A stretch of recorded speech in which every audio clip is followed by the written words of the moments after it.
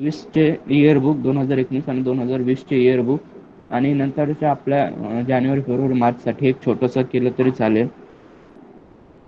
Math रिझनिंगसाठी प्रॅक्टिसच महत्त्वाची आहे. काही स्पेसिफिक याच्यावरच प्रश्न येतात, म्हणजे आकृत्या, वय, नाते, सांकेतिक भाषा याच्यावरच खूप रिपीट होतात. तर ते चॅप्टर खूप व्यवस्थित झाले पाहिजेत आणि त्याच्यानंतर जुने जे प्रिव्हियस इयर क्वेश्चन आले आहेत सगळ्यात एक्झामला त्याची प्रॅक्टिस करत राहायला पाहिजे. आता बुक्स झाला, आपण पॅटर्न पाहू. आपला म्हणजे काय आपला क्वालिटीला 10 आणि बाकीच्या सगळ्यांना 15-15 प्रश्न येतात. तर याच्यापैकी पॉलिटी, जॉग्राफी, इकॉनॉमी आणि करंट हे खूप सोपे आहेत. ते खूप व्यवस्थित करून ते त्याच्यात जास्तीत जास्त बरोबर आणायचा प्रयत्न केला पाहिजे. कारण की सायन्सचं नाही ते म्हणजे आपल्याला एक सोर्स व्यवस्थित असा नाहीये की ज्याच्यातून सगळे प्रश्न येईल. बाकीच्या विषय संबंधित जसं आपण सांगू शकतो पॉलिटीचं कोळंबे सरांच्या बाहेर जाणारच नाही, किंवा जॉग्राफीचं असेल तर ते पण आपले स्टेट बोर्ड किंवा महाराष्ट्राचा भूगोल जे आपण रेग्युलर रीड करतोय त्याच्या बाहेरचे एखाद 2 प्रश्न येतात, जास्त येत नाहीत. सायन्स बद्दल तसं स्पेसिफिक सांगता येत नाही किंवा हिस्ट्री बद्दल पण सांगता येत नाही. त्याच्यामुळे ह्या 2 विषयाला जास्त भर न देता बाकीचेच खूप चांगलं करायला पाहिजे. आणि मॅथ रिझनिंग ते आपल्या पूर्ण प्रॅक्टिसवर डिपेंड आहे, आपण किती करणार आहोत. तर सध्या 28 दिवस बाकी आहेत. तर प्रत्येक विषयाला 2-2 म्हणजे आता 2दा रिव्हिजन होऊ शकते. समजा प्रत्येक विषयाला 2-2 दिवस दिले, मग 7 विषय 14 दिवस, 14 दुणे 28 म्हणजे 2दा-3दा रिव्हिजन होऊ शकते. नवीन पार्ट कोणताच करू नका सध्या. आपण जे आता समजा बऱ्याच 2 वर्षापासून एक्झाम झालेली नाहीये, 2 वर्ष खरंच कंटिन्यू अभ्यास ठेवला असेल तर खरंच अभिनंदन नक्कीच होईल. कारण की 2 वर्ष आपल्याला खूप सफिशियंट वेळ आहे आणि या टाइमात जर तुम्ही कंटिन्यू अभ्यास केला असेल तर नक्कीच त्याचं फळ मिळेल. ताण आपल्याला येतोच किंवा आठवत नाही हे तर होतच, आठवण्याचा प्रयत्न पण करू नये. आपण फक्त वाचत जावं, ते रिपीट करावं, प्रश्न सोडवण्याचा प्रयत्न करावा, एवढंच. तर क्वेश्चन अटेम्प्ट पाहू आपण. 100 प्रश्न येतात, त्याच्यापैकी आपल्याला मॅथ रिझनिंगचे 15 प्रश्न आहेत आणि बाकीचे समजा आपण याला खूप वेळ लागतो म्हणून, आणि बाकीचे आहेत 85 क्वेश्चन्स जे की आपले जनरल आहेत बाकीचे विषय मॅथ रिझनिंग सोडून. तर 45 ते म्हणजे 1 तासापैकी म्हणजे 60 मिनिटापैकी 45 ते 50 मिनिटामध्ये आपले हे 85 क्वेश्चन सोडवून झाले पाहिजेत. म्हणजे अटेम्प्ट पण पाहू आपण, 90 पर्यंत तर अटेम्प्ट राहिलाच पाहिजे. 45 ते 50 मिनिटामध्ये आपले मॅथ रिझनिंग सोडून जे बाकीचे विषय आहेत त्याचे म्हणजे 85 जे प्रश्न आहेत ते पाहणं झाले पाहिजे आणि त्याच्यापैकी 75 ते 80 अटेम्प्ट झाले पाहिजेत. आणि उरलेल्या 10 मिनिटांमध्ये आपण मॅथ रिझनिंगच्या 15 पैकी सोडवू शकतो. आणि मला तरी असं खूप वाटतं की मॅथ रिझनिंगचे तुमचे जर 10 प्रश्न बरोबर आले तर तुम्ही नक्कीच तिन्ही मेन्ससाठी क्वालिफाय व्हाल. आपल्याला मिनिमम 60 मार्क पाडायचेच आहेत. तिन्ही याच्यासाठी क्वालिफाय होण्यासाठी मिनिमम म्हणजे 60 पाडायचेच आहेत. तर त्याच्यानुसार polity 10 question, geography 15 question, economy 15 question आणि करंट 15 क्वेश्चन. तर याच्यापैकीच आपल्याला जास्त भर द्यायचा आहे बरोबर येण्यासाठी. याच 55 प्रश्नापैकी आपले 45 तरी 40 ते 45 तरी बरोबर आले पाहिजे. त्याच्यानंतर येतात हिस्ट्री 15, सायन्स 15 आणि मॅथ रिझनिंग 15.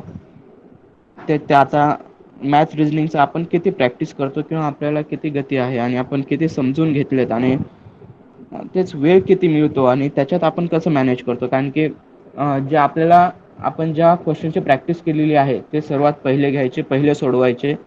त्याच्यानंतर जे एकदम लेंदी प्रश्न येतात त्याच्यात जास्त वेळ वाया न घालता वाचून घ्यायचा, जो ऑप्शन वाटतो तो करायचा. अटेम्प्ट 90 झालाच पाहिजे. 85 प्लस तर पाहिजेच, त्याच्याशिवाय म्हणजे नाहीच होणार असं वाटतं. तर याच्यासाठी 90 साठी काय करायचं, मॅथ रिझनिंगच्या याच्यात तरी म्हणजे मोठाले क्वेश्चन येतात रिझनिंगचे ते वाचून घ्यायचे, त्याच्याशी जो लॉजिक वाटतो तो टिक करून समोर जायचं. खूप वेळ विचार करून काही हे नाहीये.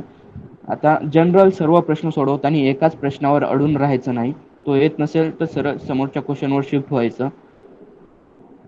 आणि जिथं कन्फ्युजन होत असेल तिथं एक टिक करून तो लगेच राऊंड करून हे करायचं. तुम्हाला पुन्हा यायला वेळ नाहीये आणि सिली मिस्टेक याच्यात करूच नाही. म्हणजे गोल चुकला, खाली वर झाला, हे ते असं नाहीच. तेवढी प्रॅक्टिस पाहिजे आणि तेवढं आपलं ध्यान पाहिजेच परीक्षेच्या वेळेस. तर एवढंच एकंदर की 85 अटेम्प्ट करायचे आहेत, 85 प्लस. वेळ खूप कमी आहे. त्याच्यासाठी स्पीड हवी. त्याच्यासाठी तुम्ही सध्या क्वेश्चन पेपर सोडवा 1 तास लावून. ते काय कमी पडतंय त्याच्यात सुधारणा करा. रिव्हिजन करत राहा आणि पेपर सोडवताना म्हणजे आता आपण बरेचसे क्वेश्चन असे असतात जिथे आपल्याला 2 ऑप्शनमध्ये कन्फ्यूज होतं, तर तो नक्कीच अटेम्प्ट करायला पाहिजे. आणि हे कन्फ्युजन कमी करण्यासाठी रिव्हिजन खूप महत्त्वाची आहे. तुम्ही जेवढं रिवाईज कराल तेवढं तुम्हाला डायरेक्ट उत्तर कळेल. तुम्ही टिक करून समोर जाल तिथे वेळ वाया जाणार नाही. झालं एवढंच. प्रिव्हियस इयर क्वेश्चन खरंच आपल्याला म्हणजे खूप रिपीट होतात. 100 पैकी 20 ते 30 प्रश्न हे रिपीटच झालेले असतात. तर ते आपण प्रिव्हियस इयर क्वेश्चन खूप चांगले सोडवायला पाहिजे. त्याच्यातल्या ऑप्शनवर पण विचार करायला पाहिजे. एवढंच. आता अजून काही आठवत नाहीये तरी तुम्ही प्रश्न विचारा. त्याच्यानुसार जसं आठवेल किंवा काही हे असतील तर मी सांगतो. धन्यवाद सर. जर विद्यार्थ्यांचे काही प्रश्न असतील तर त्यांनी ते विचारायचे सरांना.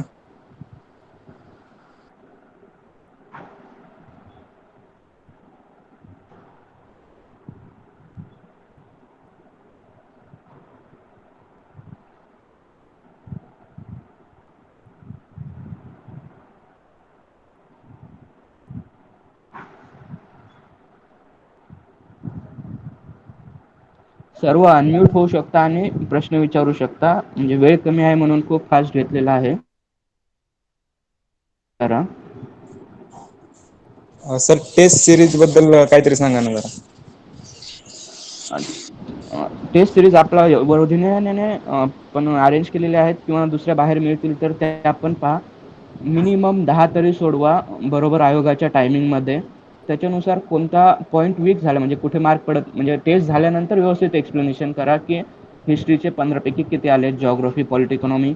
आणि याच्यानुसार आपल्याला वाटत होता विषय चांगला झालाय पण कमी आलेत, तर ते कसे का कमी आलेत. एक आपले जे सध्या जे क्लासेसचे टेस्ट पेपर सोडवणार आहे ते अवघडच असणार आहे. याच्यात 45-50 पर्यंत आले तर खूप चांगलं आहे, म्हणजे नक्कीच होऊन जाणार. 45-50 पर्यंत आले तरी पण, कारण की ते खूप चुका काढण्यासाठीच असतात. आणि आयोगाच्या पेपरची स्क्रीनिंग टेस्ट आहे, ते एकदम अशा चुकाच म्हणजे असं हे अवघड फॅक्ट्स एकदम. तर प्रत्येक याच्यात कोणता पॉईंट वीक आहे तो सुधारायचा प्रयत्न करा. आणि एक स्पीड मेंटेन करण्यासाठी मार्क्ससाठी टेस्ट नका सोडू. फक्त आपल्याला ते ऑब्जेक्टिव्ह सोडवण्याची सवय लागली पाहिजे. जे आपण म्हणजे बऱ्याच ब्रेक पडल्यामुळे सोडवले नसतं, ती सवय लागली पाहिजे.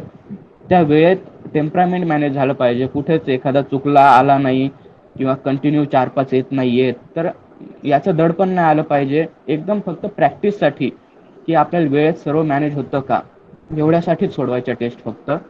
आणि बरोबर त्याच टायमिंगमध्ये सोडवा, त्याच्यानुसार होऊन जाईल. अजून कोणाला विचारायचं असतील तर विचारा.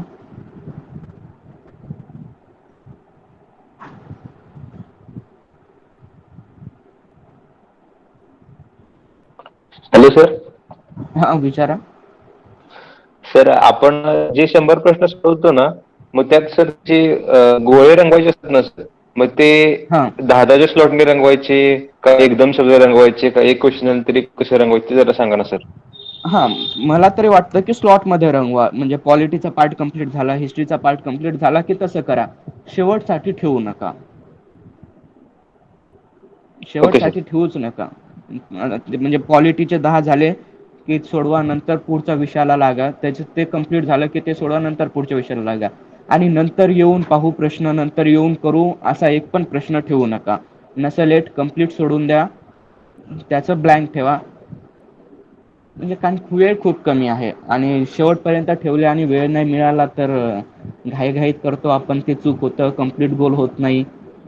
अशा खूप प्रॉब्लेम येतील.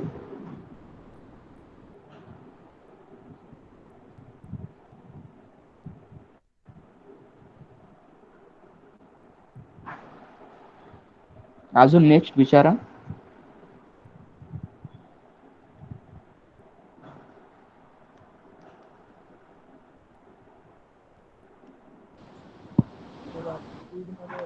करण्यासाठी काय सांगा ना, म्हणजे स्पीड मध्ये रिव्हिजन काय कशी करायची सब्जेक्ट वाईज जरा. काय रिव्हिजन कशी करायची त्याबद्दल थोडंसं सांगा ना. रिव्हिजन का? हो हो. हां. म्हणजे आता मला तरी वाटतं की रिव्हिजनमध्ये पॉलिटी, जिओग्राफी, इकॉनॉमी, करंट याला महत्त्व दिलं पाहिजे हिस्ट्रीपेक्षा. सायन्स पण रिव्हिजनमध्ये आलंच पाहिजे. हिस्ट्रीला तुम्ही एकदाच जे काही वाचलेलं आहे ते वाचून घ्या 1-2 दिवसामध्ये. त्याच्यानंतर पॉलिटी समजा आपण कोळंबे वाचणार आहोत, म्हणजे पॉलिटी म्हणजे आता प्रत्येक विषयाला 2-2 दिवस दिले पाहिजे. त्या 2 दिवसात विषय आपला वाचणं झालाच पाहिजे. पूर्ण कंप्लीट प्रिव्हियस इयर क्वेश्चन म्हणजे जे काही विश्लेषण आहे ते पाहून घ्यायचं की कोणत्या चॅप्टरवर किती किती प्रश्न आलेले आहेत. म्हणजे पॉलिटीचं जसं स्पेसिफिक आहे की फंडामेंटल राईट्स, फंडामेंटल ड्युटीज, आपलं केंद्रातलं शासन आणि राज्य शासन आणि न्यायव्यवस्था आणि जे आयोग आहेत याच्यावरच प्रश्न रिपीट होतात. तर एवढे स्पेसिफिक झाले पाहिजे रिवाईज करणं. आणि त्याच्यानंतर उरलेला जो पार्ट आहे तो फास्टमध्ये रिवाईज करून घ्यायचा. तसंच जिओग्राफी, प्राकृतिकच्या आपण स्टेट बोर्डच्या नोट्स काढल्या असतील तर त्या वाचून घ्यायच्या. त्याच्यानंतर महाराष्ट्राचं वाचून घ्यायचं आणि आपण प्रश्न पाहिल्यावर आपल्याला कळतं की नद्यावर जलविद्युत प्रकल्प किंवा ते कोणत्या कोणत्या भागात आहेत, ते वने आहेत हे किंवा मृदा पर्यटन स्थळावर प्रश्न येतो. तर म्हणजे ज्या पार्टवर प्रश्न येतात तो पार्ट रिव्हिजनमध्ये 2-3 वेळेस वाचणं झालं पाहिजे. आणि उरलेला जो पार्ट आहे तो फक्त जे अंडरलाईन केलंय ते वाचून घ्यायचं. 28 दिवसात तुमच्या 2 वेळा खूप चांगले रिव्हिजन होऊ शकतात आणि 2 वेळा रिव्हिजन आहे खूप चांगलं आहे, त्याच्यापेक्षा जास्त काहीच हे नाही. व्यवस्थित म्हणजे सोपे विषय जे आहेत ज्याच्यात जास्त मार्क पडण्याची शक्यता आहे, इनपुट आउटपुट रेशो चांगला आहे, ते जास्त वेळेस रिवाईज झाले पाहिजे.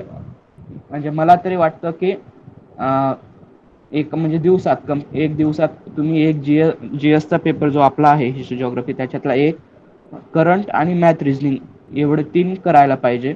मॅथ रिझनिंग रोज करत राहायचं. करंट पण तुम्ही रोज वाचत राहिलं किंवा डिस्कस करत राहिलं तरी चांगलं राहील.